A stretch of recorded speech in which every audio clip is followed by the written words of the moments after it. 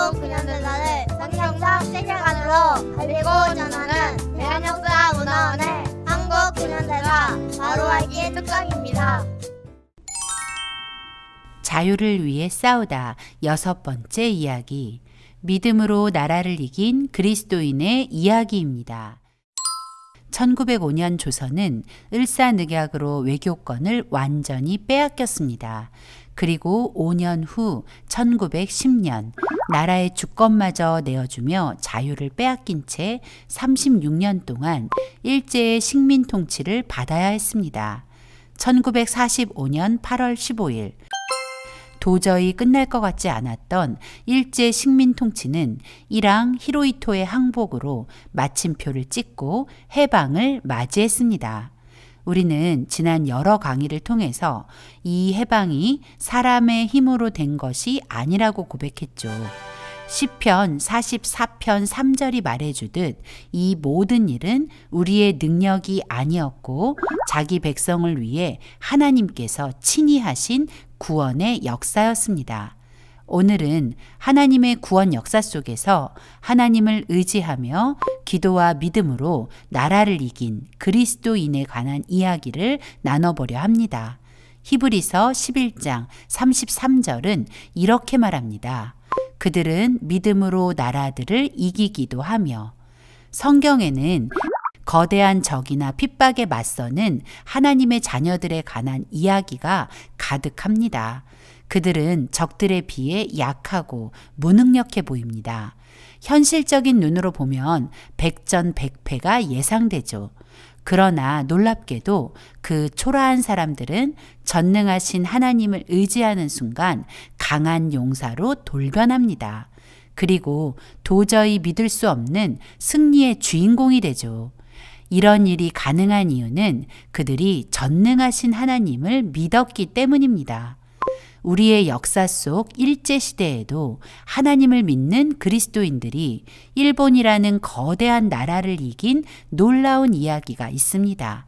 지금부터 믿음으로 나라를 이긴 위대한 하나님의 사람들을 만나볼까요? 일본이 조선 통치를 시작하면서 가장 큰 골칫거리는 교회였습니다. 일제는 교회가 조선에서 가장 강력한 항일 집단이므로 교회를 무너뜨리지 않고는 조선 통치가 불가능하다고 생각했죠. 그 이유를 이승만 박사는 한국교회 핍박에 이렇게 적었습니다. 일본 생각에는 한국교회는 독립사상을 배양하는 곳이요. 한국 교인들은 장래의 혁명을 주창할 자들일 것이다. 그러므로 일본이 한국 교회를 통제하고 한국 교인들을 다스리기 전에는 장래의 화근을 막을 수 없다고 여겼다.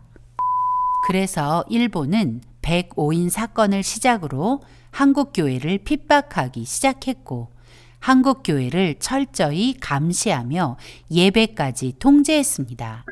예를 들어 다윗과 골리앗 이야기, 기드온의 300용사가 13만 5천의 미디안 연합군을 이긴 이야기, 요나단과 그의 무기 든 소년이 블레셋을 이긴 것과 같이 약자가 강자를 이기는 내용의 설교를 금지했습니다.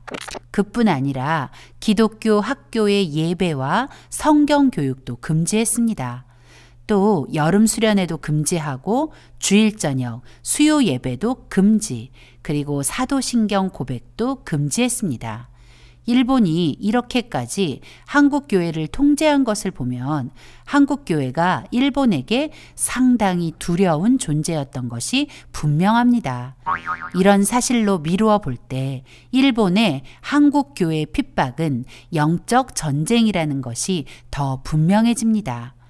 일본의 무단 통치가 절정에 다다른 1919년 3월 1일 대한의 독립을 갈망하는 만세운동이 일어났습니다.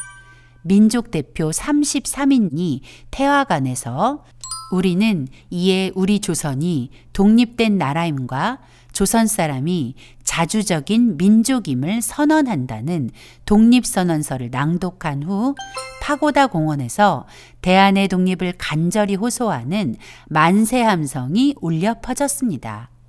3.1운동 당시 조선 인구는 1679만 명이었는데 인구의 12%에 해당하는 연 인원 200만이 넘는 조선 사람이 이 거룩한 거사에 참여했습니다. 3월 1일에 시작된 만세운동은 4월 말까지 전국 각지로 퍼져갔습니다.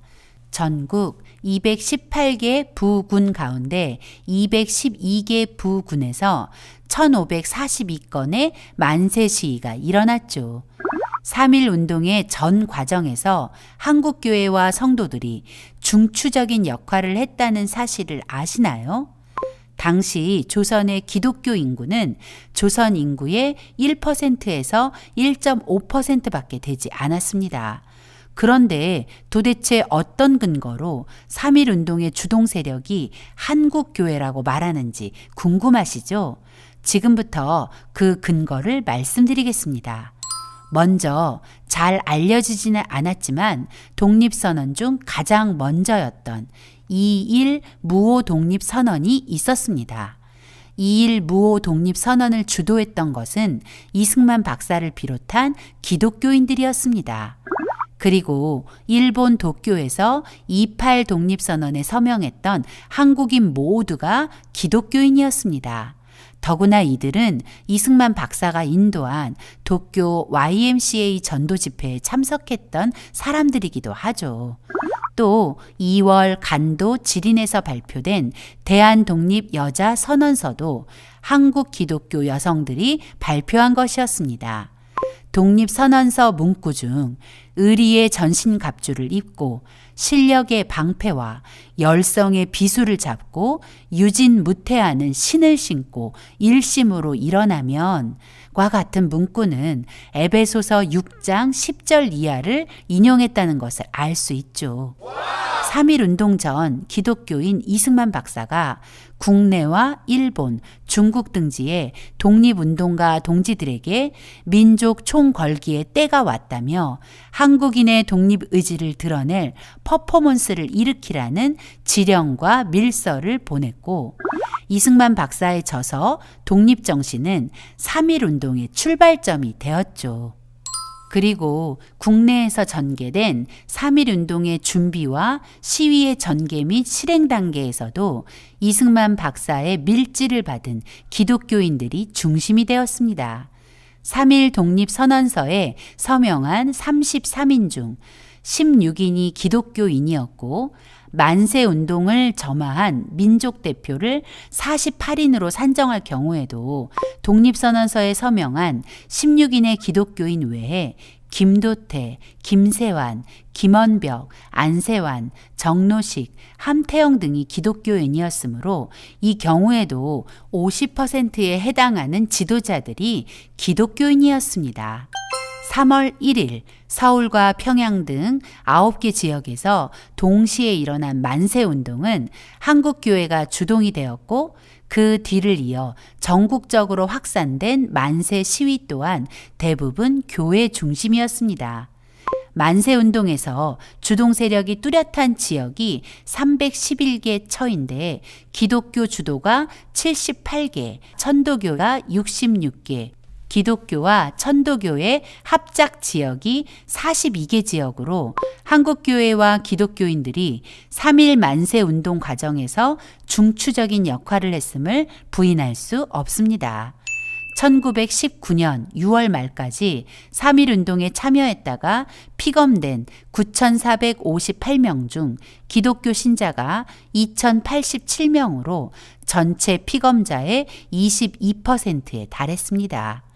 1919년 12월 말까지 3.1운동으로 복역 중인 19,525명 중 기독교인은 3,373명으로 17%에 달했습니다.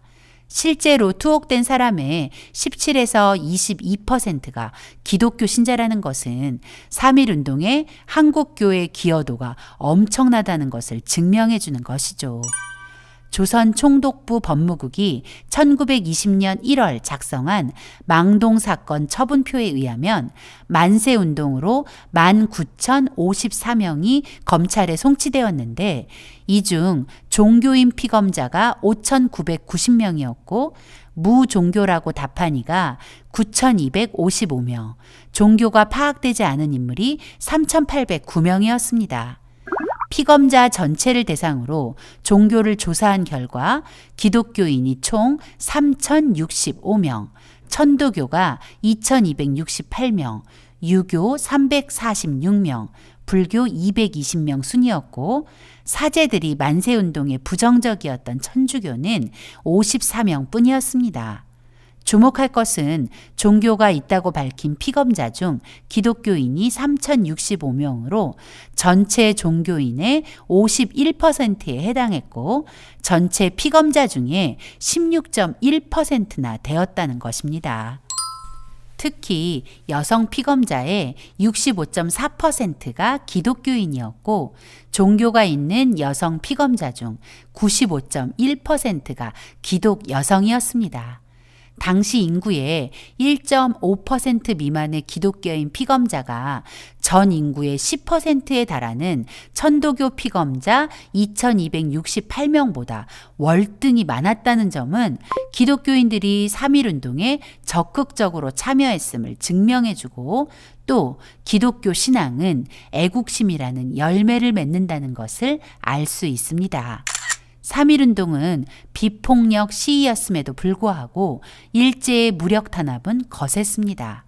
때문에 3.1운동의 불길은 4월 말 이후 서서히 막을 내리게 되었습니다. 그 과정에서 3월 1일부터 5월 말까지 사망자가 7,509명이었고 그중 기독교인이 3,300명이나 되었습니다. 7세 미만의 어린이도 300여 명에 달했습니다. 부상자가 45,562명, 체포된 사람이 49,818명이나 되었죠. 뿐만 아니라 59개의 교회와 학교 3곳이 전소되었고 민가도 715채나 파손되었습니다.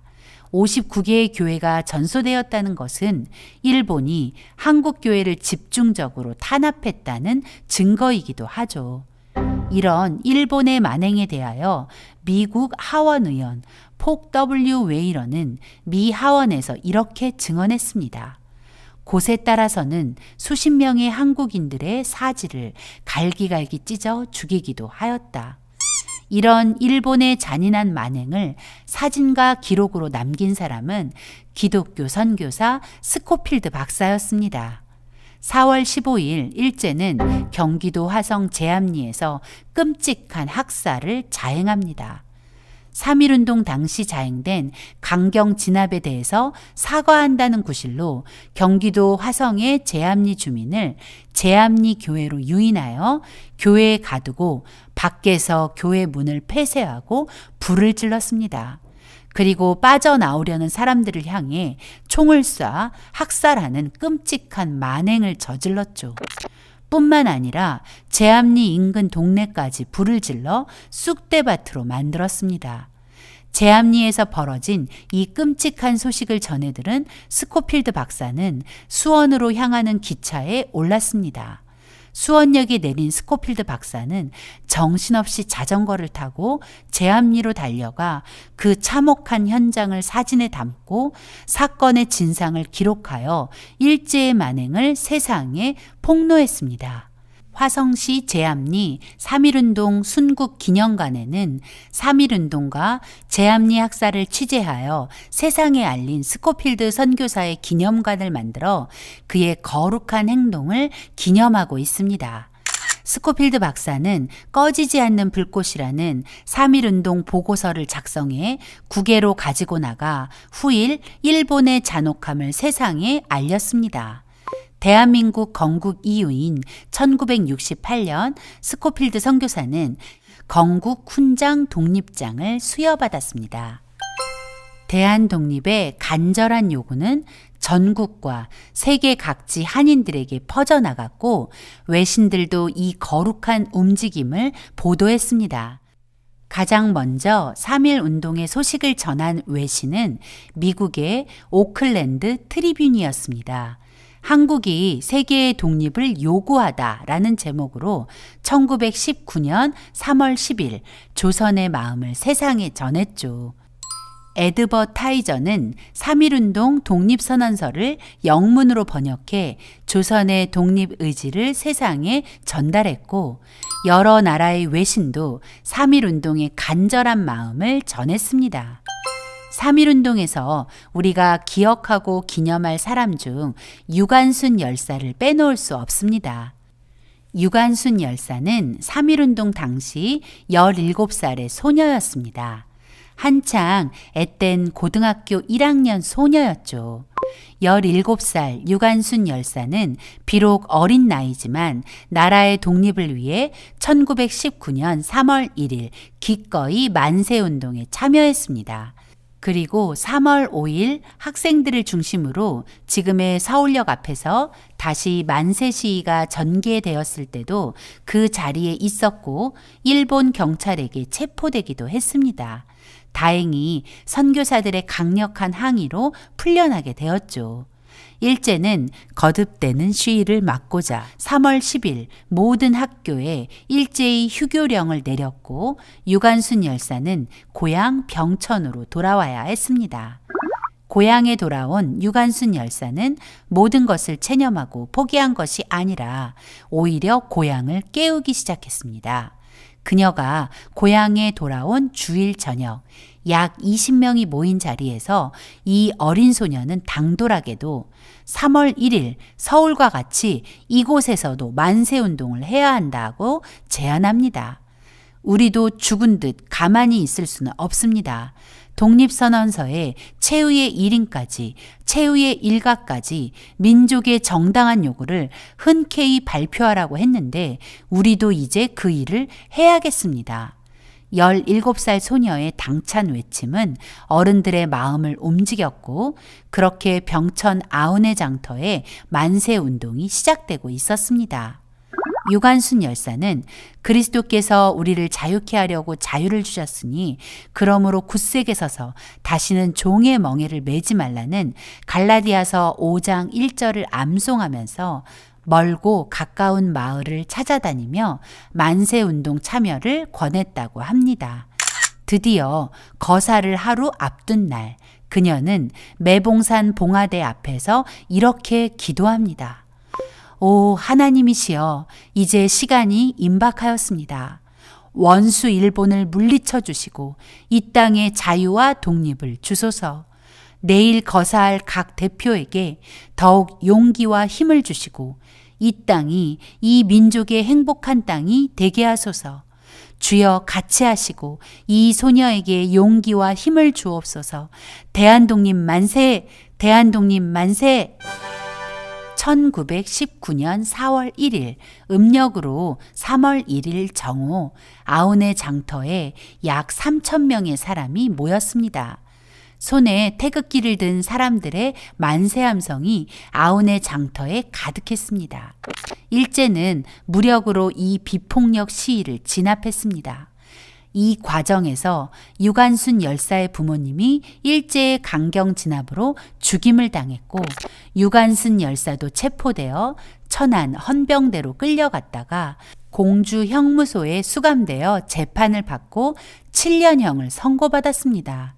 이 형량은 어처구니 없는 처분이었죠. 유관순 열사는 이 결과에 승복할 수 없어 항소했고 서울 서대문 형무소로 이감되어 2심 재판을 받습니다. 6월 30일 2심 재판에서 3년으로 그 형기가 줄었고 또 영친왕의 결혼으로 특별 사면령이 내려져 형기가 1년 6개월로 줄어들게 되었죠. 1년 6개월만 잘 참고 있으면 곧 출소할 수 있었습니다. 그러나 이듬해인 1920년 3월 1일 서대문 형무소 여자 감옥에서는 1919년 3월 1일의 만세운동을 기념하며 다시 한번 대한의 독립을 바라는 만세의 함성이 폭발했습니다.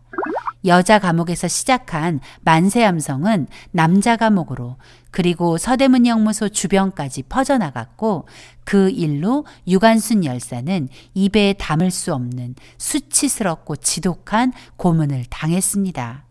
극심한 고문으로 그녀는 죽음의 문턱에 이르게 됩니다. 유관순 열사는 일제의 고문으로 1920년 9월 19일 18살의 어린 나이에 석방 3개월을 앞두고 서대문 형무소에서 순국했습니다. 일본은 그녀의 장례식에 사람들이 모이지 못하게 했고 장례식은 쓸쓸하고 초라했지만 천국에서는 예수님의 엄청난 환영을 받았을 것입니다. 유관순 열사는 재판 때마다 늘 나라에 바칠 목숨이 오직 하나밖에 없는 것이 이 소녀의 유일한 슬픔입니다 라고 말했다고 합니다. 한창 친구들과 소란스런 수다를 떨며 환하게 웃고 사춘기에 유세를 부려야 할 나이에 유관순 열사는 나라를 위해 기꺼이 자신의 목숨을 바치는 것을 두려워하지 않았습니다. 이 소녀가 바로 히브리서 11장 33절에 믿음으로 나라를 이긴 그 사람이었습니다. 믿음으로 나라를 이긴 그리스도인은 다음 시간에 계속됩니다.